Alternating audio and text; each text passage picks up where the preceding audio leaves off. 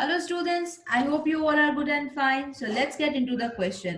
Question क्या बोल रहा है? क्वेश्चन बेसिकली हमारा बोल रहा है कि argument of z1 minus Z mod by Z mod जो है वो पाई बाय 2 है. Got it?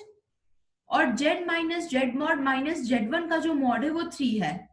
थोड़ा कुछ ज्यादा ही लाइक टिपिकल क्वेश्चन है. देन z1 की मॉड क्या होगी? ठीक है, तो चलो अब देखो. Argument of z1 minus Z by z की mod by Z mod minus 0 is equal to pi by 2. तो अगर आप ऐसे डायग्राम बनाते हो बेसिकली तो ये क्या होगा? देखो, ये आपका 0 z बाई जेड मॉड और ये आपका मान लो z1.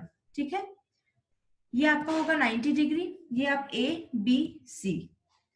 ए स्क्वायर प्लस बी स्क्वायर जो होगा वो सी स्क्वायर के बराबर होगा बाय पाइथागोरस थ्योरम. ये जो डायग्राम हमने बनाया है वो हमने इस चीज से बनाया है. जो आर्ग्यूमेंट दिया गया है वो आपका क्या दिया गया है? वो आपका पाई बाय 2 दिया गया है. ठीक है, तो उसको यूज करके हमने वो डायग्राम को बना लिया. अब देखो, now the thing is that कि a square plus B square is equal to C square. ठीक है, और ए जो आपका किसके बराबर होगा? A z by Z mod minus z one mod के बराबर होगा. ठीक है, b जो होगा वो किसके बराबर होगा? z by Z one, sorry z by Z mod minus 0 which is equal to z बाई z का मॉड का मॉड्यूलस. और this is equal to z का मॉड बाई z का mod which is equal to 1. Got it? Distance formula से हम b की value बता रहे हैं और डिस्टेंस फॉर्मूला से हम a की वैल्यू बता रहे हैं. ठीक है, अब ये जो वैल्यू दी गई है ये आपकी 3 दी गई है इन द क्वेश्चन.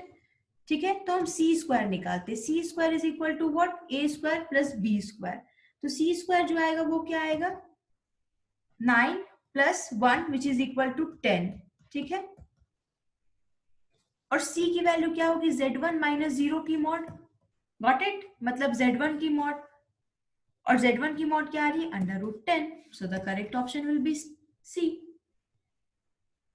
हमने क्या किया? हमने argument of z1 minus Z by Z mod by Z का मॉड जो दिया गया ये हमारा पाई बाई 2 दिया गया. ठीक है, तो हमने क्या किया कि हमने देखो ये जो आएगा बेसिकली आपका ये इस फॉर्म में आएगा. ठीक है, तो हमने क्या किया? प्लॉट कर लिया. ठीक है, इसको हमने, ये जो आएगा वो a आएगा और इनके बीच जो आएगा वो b आएगा. तो हमको प्लॉट करके ये मिला. अब हमने क्या किया? a square plus B square is equal to C square Pythagoras theorem लगा दिया. a की वैल्यू निकाल ली, b की वैल्यू निकाल ली और c की वैल्यू निकाल ली.